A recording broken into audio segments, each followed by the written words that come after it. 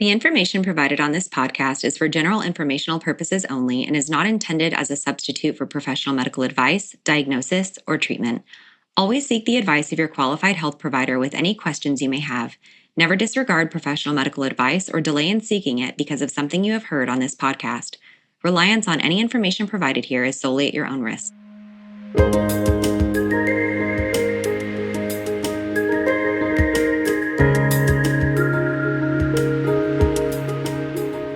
Welcome. This is Birth, Baby. Your hosts are Ciarra Morgan and Samantha Kelly. Ciarra is a birth doula, hypnobirthing educator, and pediatric sleep consultant. Samantha is a birth doula, childbirth educator, and lactation counselor. Join us as we guide you through your options for your pregnancy, birth, and postpartum journey. Thank you to our listeners for your continued support. If you enjoy our content, please be sure to like, follow, rate, and review wherever you listen to podcasts. This helps us gain visibility to other people that could benefit from listening in.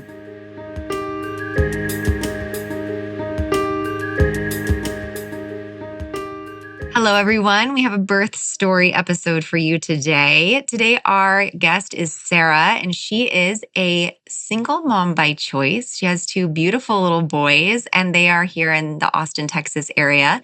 She was raised in Colorado on a farm by a very strong and successful single mom.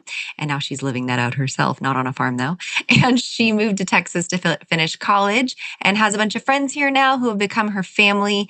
And she's going to share with us a little bit about her journey into solo parenting. So hi, Ciarra. Yes, hello. We're so excited to have you on. I got to tell you guys, I got to tell you, I don't know if I've told you, Sam, how I met Ciarra. Yeah. I met Ciarra because we were both at a local Mexican restaurant, and she was the foster mama of, I believe, 3 kids at this point. Yeah. And one was a newborn. And so she had these 3 kids, and she's running around, and it was muddy out on the playground area. Yeah. And one of her sweet little foster kiddos was like really struggling to get over these things. And here she is juggling this tiny baby in her hands. And these other 2 were also toddlers. Yeah. And I was like, can I just help you? Like, can I just help pick this kid up and move them? And then we just got to talking, and I heard that you had these foster children, and then we became friends on Facebook, and this was years ago. So I just followed your journey. On Facebook, and I was like, I've got to reach out. Yes. Amazing. Did you say 6 years? I think so. Yeah. Because that was when I first started fostering, and that was about 6 years ago. So yeah, time flies. Wow. When you first started fostering, you had 3. That's like baptism by fire. Yes. Yeah. It was, 3 all under 2 and under. Oh my gosh. And here we are with 2, and we're both like, oh my gosh. I was like, I do not have that kind of energy anymore. I was like, I need to dig for that again. Yeah. I feel that. So can you tell us a little bit about your journey into motherhood and what all of that looked like for you? Yeah. So my whole life, if anyone asks me, what do you want to be when you grow up? It was always a mom. So there was always that overwhelming urge and desire and passion to be a mom. And I guess, when you always like set goals for yourself, I was always hoping that would happen sooner than later. Like always told myself like mid-20s. And I really just wasn't in the dating world. It wasn't happening for me. A lot of unsuccessful relationships. And I kind of got to a point where I was, I think around like 27, and I was like, I don't want to wait around anymore for this, for marriage, for a man to kind of give me my biggest dream. And so I graduated college and kind of found myself in a situation where I had the opportunity to live in a beautiful neighborhood, a beautiful home. And it was just me and 3 dogs. And I felt kind of like the house was like, not like wasted, but I was like, there's this house, there's just me. Why is there like 3 empty bedrooms? I feel like I could be doing more. So along with my desire to be a mom, I always have this desire to kind of better the world, to really put effort into the world to make it a better place. And just kind of one idea, I thought, just out of nowhere, I just thought about fostering. So I started looking into it. And one thing about me is once I start looking into something and kind of get that itch, I just go for it. Kind of don't really talk to anyone about it. I don't want anyone's opinions. I just want to, I know that desire. I know that I can do it. So yeah, I started looking into it. And I think within maybe from that moment and 3 months later, I was a certified foster mom. And when I went into fostering, it was too simply foster to foster, but if there was any child that ever needed a forever home, I absolutely wanted to be that person, and had adoption in my heart as well. But I also had fostering for reunification in my heart also, which I'm glad I went into it that way, because that is the goal of foster care, and that is how a lot of my children were able to reunify with family members or parents. So my first foster son, he came to me the day after my 27th birthday. And it was one day after I was officially certified. So it was fast. I didn't know it happened that fast, but I was so excited. I was ready. I was glad it happened that fast. It's a birthday present. It was, yeah. So I was super and excited. How old was this child? He was 4. So he was my oldest foster child. And yeah, beautiful little boy, long, really long blonde hair. He had the coolest name. So yeah, that's where my foster journey started. And he was with me the shortest amount of time. So I was really excited to kind of start off the bat with such a successful, quick reunification. That gave like a really good positive outlook and start to the foster care world. And yeah, and he reunified probably a month and a half later, and immediately I was like, all right, I'm ready. I'm already in this. Keep me going. Put my name back in the list. And I think he went home, and then a week later, I think I got a sibling set of 2 little boys. They were 9 months and almost 2, and yeah, they were long term. They were with me for about a little over a year. And yeah, and just throughout this foster journey, so I did it about, let's see, I bet like 5 or 6 years, and fostered 12 children. A lot of them were sibling sets. So a lot of times I would have 2 to 3 children in my home at a time, and they were always babies or toddlers. That was definitely as a single mom, my comfort zone, where I thought I could be successful. Even it was hard, but definitely where my comfort was. And I love babies and the tinies. Yeah, I've always been super comfortable with babies. It just comes natural to me, makes me happy. And I think the babies can feel it too, that they know I love loving on them. Yeah. Yeah. And then what stopped your foster journey? So then I got this little tiny precious baby straight from the hospital. Still had his little hospital bracelet on. It must have been like 1 a.m. when he finally came to me. He was in a CPS office at 2 days old. Just like breaks my heart that I couldn't find a home for this brand new baby. 2 day old, does not belong in a CPS office at 1 a.m. at night. So they just I got 1 hour heads up. They bring me this little tiny baby. I had literally 1 hour to prepare for a newborn. But as a foster mom, you have it already. You just got to put everything in the wash, get everything prepared. So I always tell moms when they're nervous about having a baby in 9 months, I'm like, you can do it. Yeah. You can figure it out. Everybody will make it work.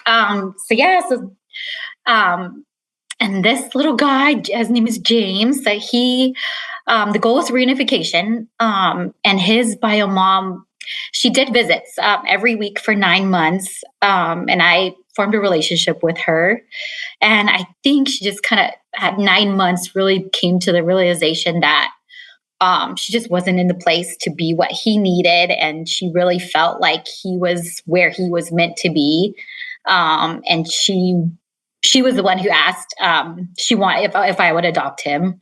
So that was special that she made that decision, and that it wasn't taken from her. I like that she was in control of the situation. And James is actually Choctaw Native American. So, and in the foster care world, there's a lot of rules. It's called ICWA, a lot of regulations for Native children of foster care. So there kind of came to a point where the tribe wasn't going to allow me to adopt him, which would have been heartbreaking because he was almost 2 years old. And this, I was the only mom he's really ever known. And yeah, that would have been traumatizing for both of us. And his mom she really fought for that. And that she wanted him to stay with his mom. And I remember this. I remember you yes. posting online, like, you guys, we have court dates coming up. Like, we have decision dates coming up where the tribe has to decide. And you probably don't know this. Like, I was literally crying for you. Yeah. There's this person I barely know on Facebook. I was crying for y'all, praying for y'all. Like, this little boy, he needs his mommy. Like, you were his mommy. Yeah. So that was a super scary time, heartbreaking. And yeah, I'm just always be grateful for his birth mom, how hard she fought for him to stay where she believed that he needed to be.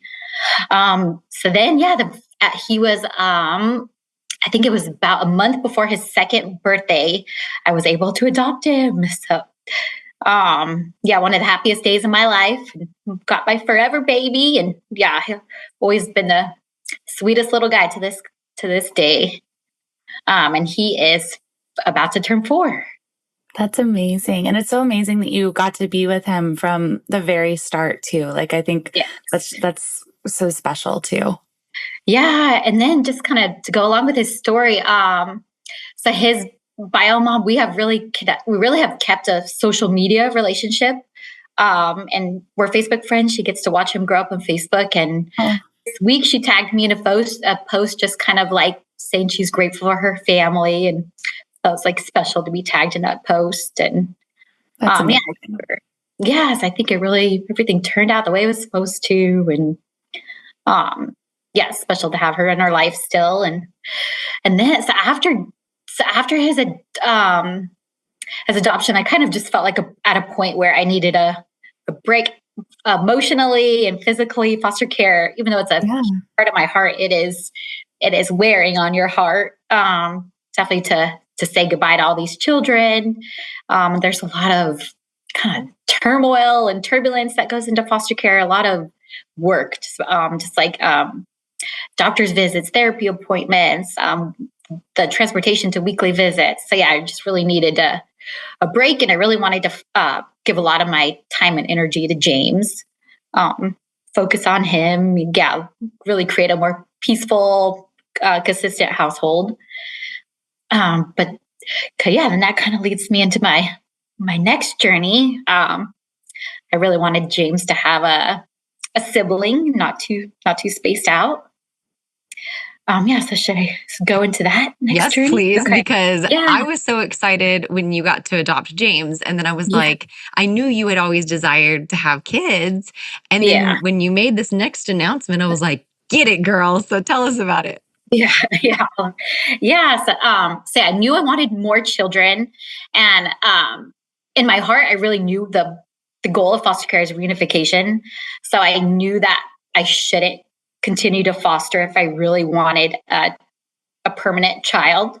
So I kind of started looking through different ways how to do that. And so like I said, I was already confident in being a single mom. I knew I could do it. I just fostered 12 kids. I knew how much love I could give. And I think siblings are really important for kids to have. And like just to see their relationship now makes me just how happy I'm glad I did what I did.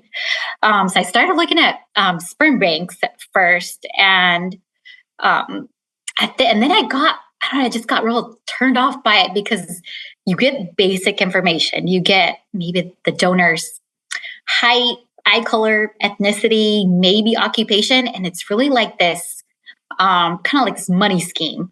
Like you want to know their, some of their health history, their, where they went to, what their degree was in college. You just like $100 for that, $100 for that. So every piece of information is you got to keep paying. I didn't realize that. Mm-hmm. Ew, that's kind of weird. I know. And I really wanted to know everything. It was a big deal for me. And I was like, I can't just have a baby with just like such basic information. I wanted to know, I want every question answered. So I put it to the side. I was like, okay, I'll look back into that one day. And I just happened to be scrolling on TikTok one night, just relaxing. And this the story came up about this lady who found like a giant Facebook community, like a sperm donor Facebook page. I was like, all right, well, this is cool. So I started checking it out, and it's a huge community. Like, gosh, I think this page has maybe well over 100,000 people. And yeah, I just spent the next kind of couple of weeks being a spectator, checking out what people are posting, what it was all about. And yeah, I I like the idea that you just kind of put yourself out there, or the donor puts themselves out there, and you really just, so yeah, I just started chatting them. It's like dating. It's like was, yeah, dating exactly. For a sperm donor. Yeah, I know, it's such a weird concept. And then, and yeah, I wanted it to feel as normal as it could. I wanted it to feel as natural as it could. I wanted it to be someone I would be like admire, attracted to in real life. So it took a lot of chatting with a lot of different guys. I really wanted that connection. I wanted us to agree on everything. So goodness, I think I was actively chatting with multiple donors for about, I say like 2 months. And yeah, they're all over the United States. And then, then just one day I just conveniently found a donor who lived in Houston, which is convenience was huge, but not just that, we immediately clicked. Conversation was easy. I think we both had this really high, maturity about the situation. We really wanted to make sure everything was done right. So he wanted, he had a cap of 5 donor children. So that was big with me. Cause I don't believe in, there's some that just have a lot of babies. And yeah, I didn't want that for my donor child. And yes, I liked he had a cap. I think that was the first attraction. And yeah, and then he wanted to have a phone conversation. And I think it was just like that instant comfortability. And we just could talk like we'd known each other forever. So we had multiple phone conversations over the period of 2 months, just to make sure we were both for sure about this decision and comfortable with each other. Because it wasn't just something we didn't take this lightly. We wanted to make sure that we were the right people for each other for this situation.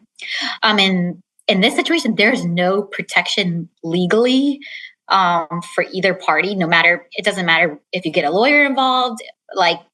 There's no document you can sign that would protect you. So this really comes down to trust.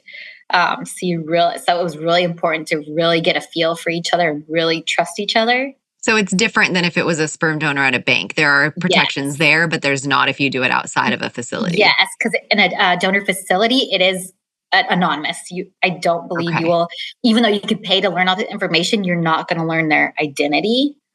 In this situation, you do learn my identity. In a bad situation, someone could potentially go after a known donor like that, for child support or whatever. Yes, exactly. Okay, gotcha. Or the donor could be like, I want custody. Yes. Yeah. So both sides are really at risk.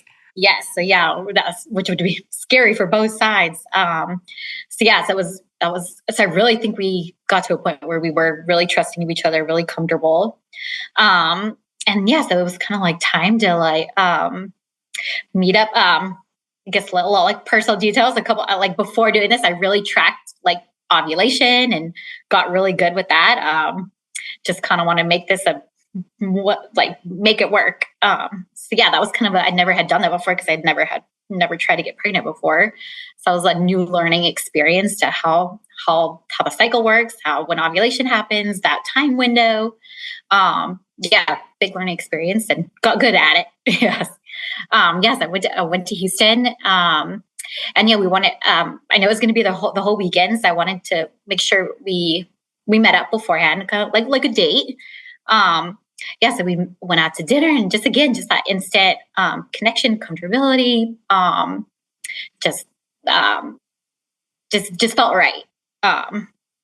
And then inseminated, and I found out I was pregnant 3 weeks later. I found out the first time. First time, yeah. So Yay. Exciting. Yeah. So really just made it kind of in my mind, just everything worked out how it was supposed to. And And yeah, I think I found out on Thanksgiving. I was at home with all my family and I wasn't ready to tell everybody. But yeah, it's so hard to keep such a big secret when you're like surrounded by your family. And yeah, kept my first try. I was so excited. Did text my girlfriends right away. I couldn't, I'm one of those people who can't keep it to myself. Yeah.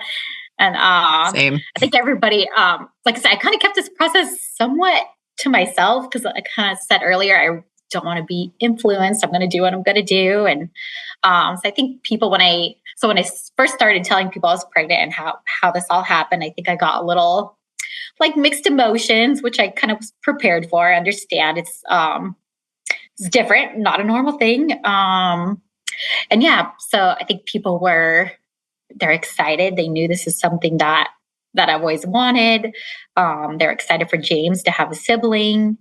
But they're also kind of like just worried and yeah, hope everything works out okay. And just kind of took them a little bit to grasp the concept. But yeah, once he was here, I think all that like worry or went out the window. And yeah, everybody loves that baby. So what did you plan for like your pregnancy and birth with him then? Yeah, so that was so pregnancy is always something I've been like, and birth is something I've been extremely excited about. I don't know if I want to say romanticized it, but really was something I always look forward to. I think pregnant women are beautiful. I think, I just think the experience is so cool. And yeah, I was so excited to like give birth. I think some people are scared, but I was excited. And I really wanted to do it. I had a whole idea in my head. I wanted, which now when I look back, I wish I would have looked at all the other options. But yeah, I had this idea. I wanted like a completely natural birth. Didn't want a C-section. I didn't want intervention. I really had all these, and yeah, that went completely the opposite direction, which is always gonna like hurt a little bit. That was hard for me that nothing went the way it planned. To kind of get some of the pregnancy and birth experience, so really early on was diagnosed with gestational diabetes. I had them test me earlier than they usually would have, just because I have diabetes in my family. And even though they say it's not related to that, I had a weird feeling. You mean like a mom intuition? Yeah, exactly. Yeah, Did you have a mom gut feeling? Yeah, maybe that's it. And yeah, so I was like, let's go ahead and do it early. And yeah, I did right away. I did the 1 hour test. It was positive for GD, and then the 3 hour. I think at like 18 weeks, which is early to get diagnosed with that. And so started doing the low carb, diet in pregnancy, no fun. But so I got pretty good at that, pricking my finger after every meal, every morning. And that I was able to control pretty well with diet. I think a little later on, they put me on metformin. That was kind of like the least of my worries, because then I started getting high blood pressure readings, and that started pretty early on too, like maybe 20 weeks. That started just creeping up, and they did instantly put me on medication for that. And I think it would be like maybe every couple of weeks, it would just be a higher dosage and a higher dosage, and just completely swollen. Just felt like crap. I was like, are you supposed to? And it was my first time being pregnant. I didn't know it's not normal to feel that bad all the time. I was just like, oh, pregnancy is exhausting. Not so much. But I was like overwhelmingly tired, and just felt like I had a cold kind of the whole time. And gosh, my legs and my feet, none of my shoes fit. Just so swollen. And you're a single mom of a toddler. A toddler, yes. And it's like other people, if they're partnered, you're like, they could ask for help, but like you're relying on family and friends, and really just having to, sorry about me, I got to take care of this toddler. Yeah. I had to just keep going. I have a busy life. Yeah. Full-time job, take care of the toddler. I have a side pet sitting business, and I was really just trying to keep life going before the baby got here. But my goodness, I was exhausted. And I think my doctor was kind of starting to, she kind of saw what was coming, just because how much it just kept creeping up. And she's like, kind of like maybe start getting prepared for an early delivery. And I was with Baylor Scott and White that does not have a NICU. So she started kind of preparing me to start looking at other options for doctors that had hospitals with a NICU. But I think it was like right after that conversation, I didn't even have any time. I went to an appointment and blood pressure was like you're about to like stroke out. So she sent me straight over to labor and delivery at Baylor Scott and White. It was, I don't know the reading right now, but yeah, they put me on. How many weeks were you? I was 30 weeks. Wow, yeah, so that's really early. Yes. Yeah. So they put me on the mag drip right away. They called an ambulance transport. They kind of did everything they could at that hospital to get me ready. And then I was transported via ambulance to St. David's, Maine. And they really just couldn't get my blood pressure down that day. So it was scary. And mind you, this was a day after my baby shower. So all my family was still in town. My mom was still here. Like, thank goodness though, because someone was here to take care of my son. So that was a blessing through all of this that he just happened to be here.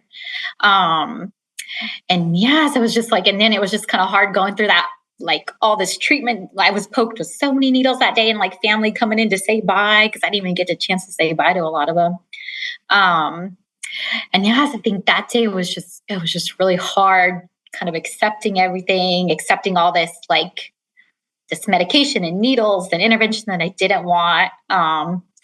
But knowing this is what's going to happen. It's what it is. They gotta keep me and baby healthy. And the goal, just like that day, was overwhelming. Met with a lot of doctors, met with the NICU team. They wanted me to be really prepared and informed of everything that was going to happen. And our goal was to make it so I was 30 weeks. The goal was to make it to at least like 36 weeks. And it would be just, I would have been in the hospital that whole time on bed rest, which was daunting to me. I was like, oh my goodness. I was like, again, especially with a toddler. Yes, that was my biggest thing. I was like, how am I going to be away from him that long? My mom is older. That's going to be exhausting for her. But it was just like, in that situation, there's nothing you can do. And then I think I was in the hospital it was just 2 days. And all of a sudden I think like maybe 10 o'clock at night, and I started feeling really bad. Like at first I was like, maybe I'm having really intense heartburn, acid reflux, and my chest just hurts so bad.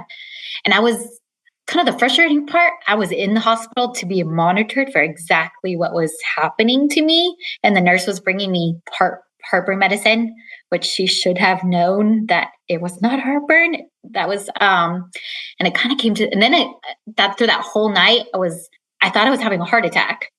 So eventually I was like, this nurse kind of just wasn't taking the situation serious, wasn't listening to me. Like, I don't think anyone would be crying over heartburn. Because I was almost like hunched over in pain. And finally, like, they brought in EKG machines, started like seeing if I was having a heart attack again, which they should have known exactly what it was. So finally, so I went through that the whole night, like called my mom, like, I think I'm dying. It was so scary. And I was in the hospital alone because she had to be there with my son, and it was the middle of the night. So probably one of the scariest times in my life, thinking you're like, you might die, because you feel like I've never felt like that before. And finally, I don't know what made someone listen, but finally they brought in a doctor, and they did some blood testing, and immediately the doctor's like, yeah, you have like full blown preeclampsia and HELLP syndrome. They're like, what you're feeling is your liver, because when you're pregnant, your liver's like, all your organs are so high up in your chest. So they're like, what you're feeling is your liver's about to erupt. My platelet count was just like almost nothing. So it was such an emergency. It was like they're like, once they got those blood results, I think I was in the OR in like 5-10 minutes. It was like emergent. Just like my mom didn't have time to get there. So that was hard. Yeah, I knew I was going to have to do it alone, and something I was in my head, I just did not want a C-section. So, so that was hard. Yeah. Then especially to have to go through it all, be alone in there. But It's really scary. yes, it was. And you had said you romanticized labor and birth, and then they're like, well, that's being taken from you. Like, I worked so hard to get pregnant and like was so picky. And then here we are now. You're like, great, exactly. We make plans and they laugh, right? Like, never mind. Welcome to parenting. When I was in like so much pain, I was pretty accepting. I was like, all right, do this. I want me and the baby healthy. And just like that whole day was kind of a blur, to be honest. I think just a lot of the medications and just like going through a surgery like that just puts you out of it. Like that happened at, I think like 7:30 in the morning. And then the day like flew by. Mm-hmm. So I was on a mag drip the whole day just because the pressures were still not coming down.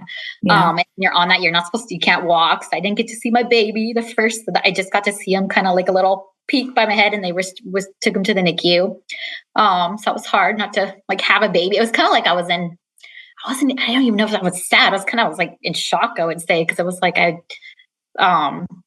didn't even have any feelings that day. I didn't even know what happened. I was like, it was like so overwhelming.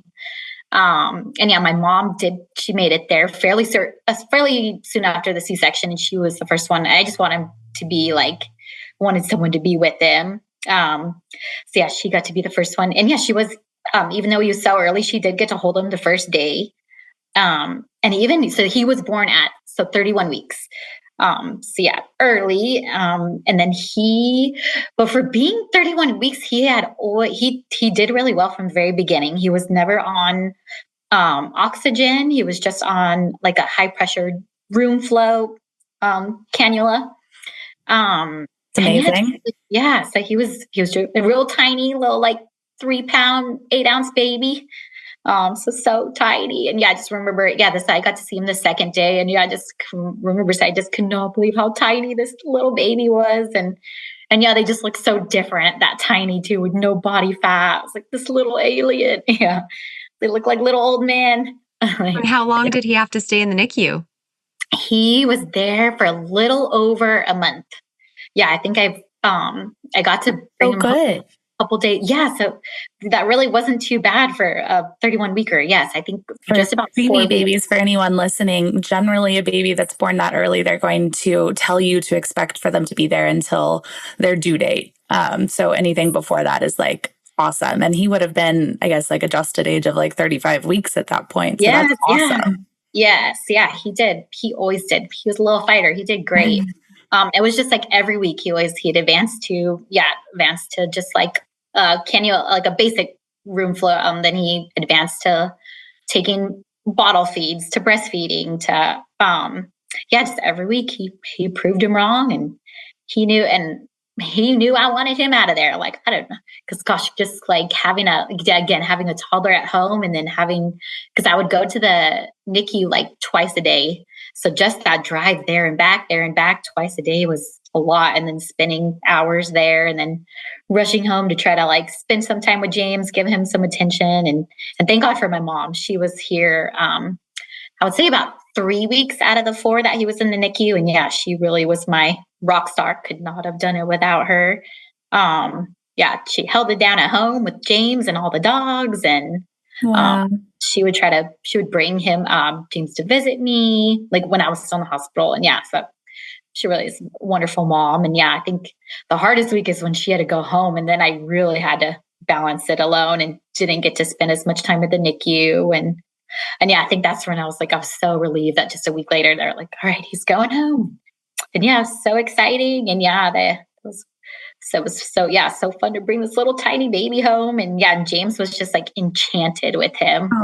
And he still is. They're so sweet. They love each other. They're just seeing their relationship is happiness of every day.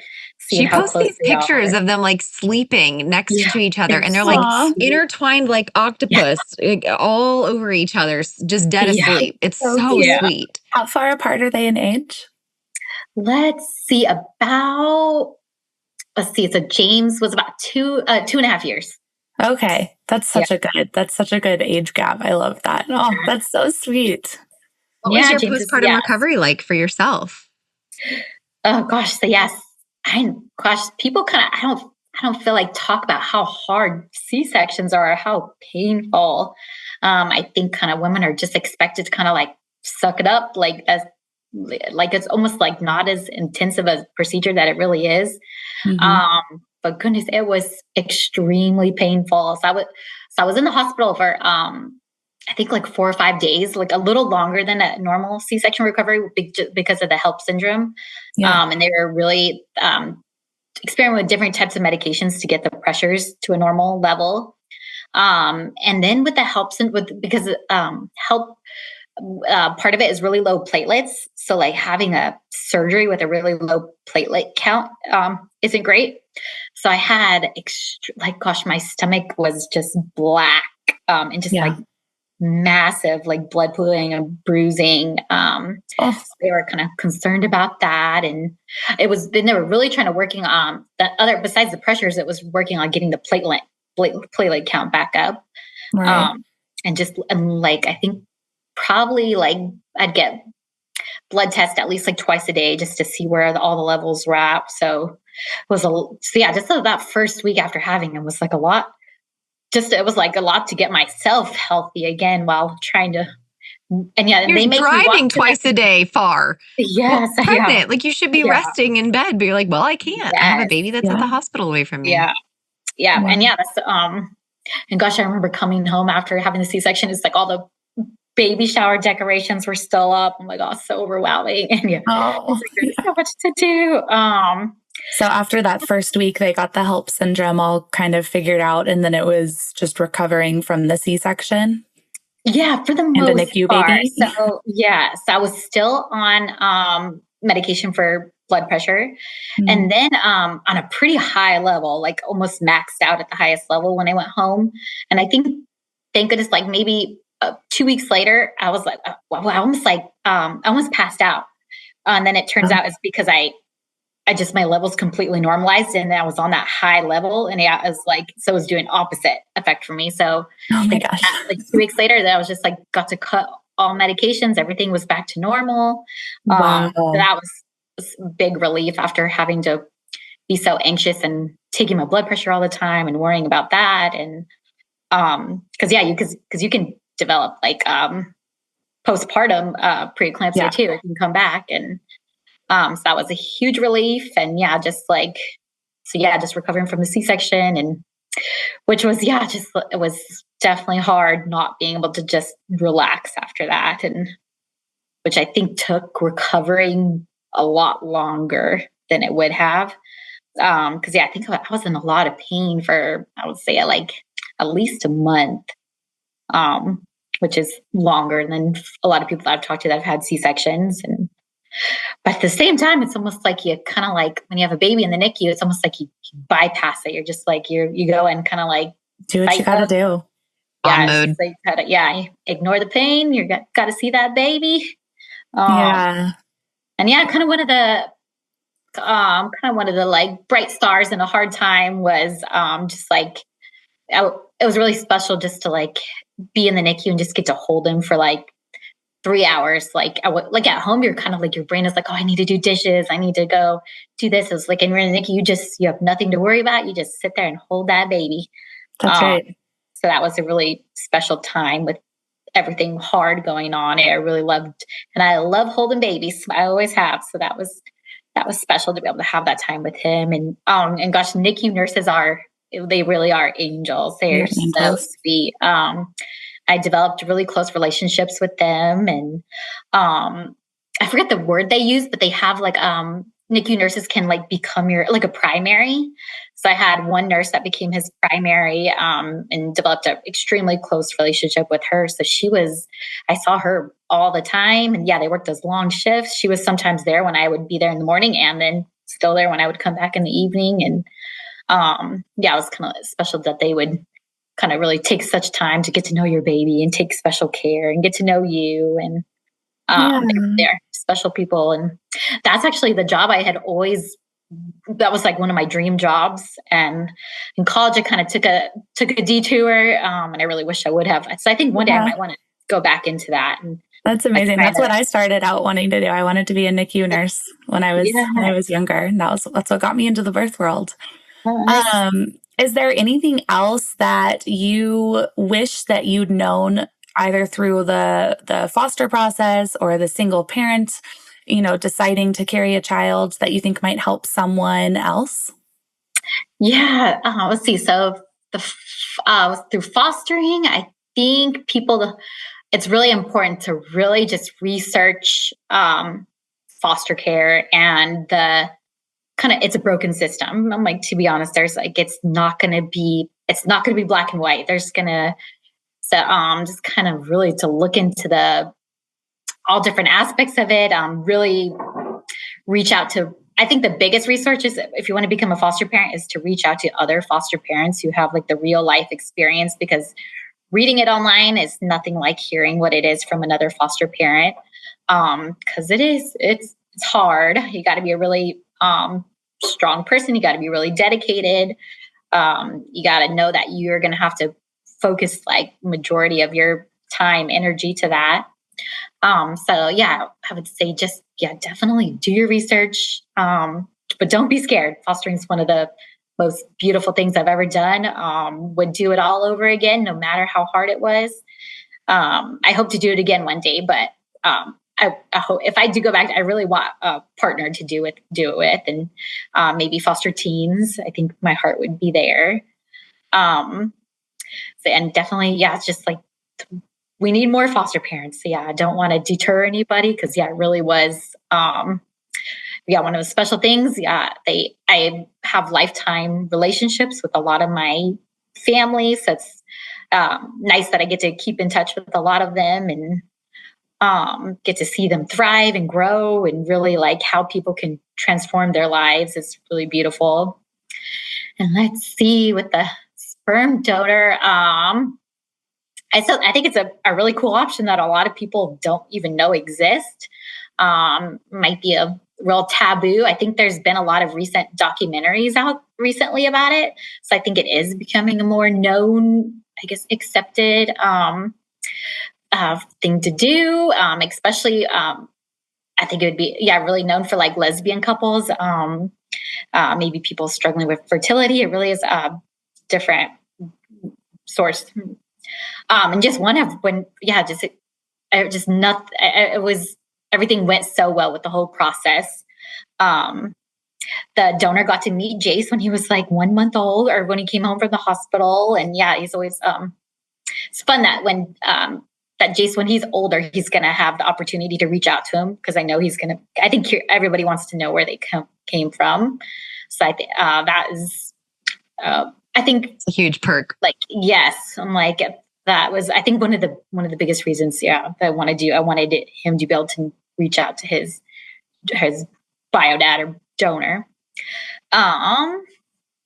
Let's see. And then with birth, I think the biggest thing was, don't be, I don't know, like, yes, like have your goals, have your dreams, but definitely explore everything else. Like explore what a C-section is, what the recovery is like that. Definitely like be prepared that anything might happen. Pregnancy is just like kind of like a wild card that you don't necessarily have control of. It's kind of, just be, because I was so set on my desires and my goals. I did not. Wasn't even on your radar. No. So I was like, I really wish I would have looked into, because I was not prepared for a C-section, or like what questions to ask going into it, and or like even like postpartum care with a C-section. I felt so versed and educated on a natural birth. So I would just like educate yourself on all types of births, deliveries. Yeah. Thank you so much for like just being vulnerable enough to share this with people. I think this is so cool, because I think there are more people out there that want what you're doing, and that you took this into your own hands, and you're like, I am a mom, and I don't need somebody else to tell me I'm a mom. I know I'm a mom, and I'm going to make it happen for myself. So thank you so much for being here. We really appreciate it. And it has been so wonderful hearing your story. Yeah, no, thank you for having me. This is, I love to tell my story and inspire others to foster, to live their dreams. And yeah, everyone deserves to be happy and have what they want. Yeah. Thank you. Bye. All right. Thank you, guys. Thank you for joining us on Birth, Baby. Thanks again to Longing for Orpheus for our music. You can look him up on Spotify. Remember to leave a review, share, and follow wherever you get your podcasts. See you next week.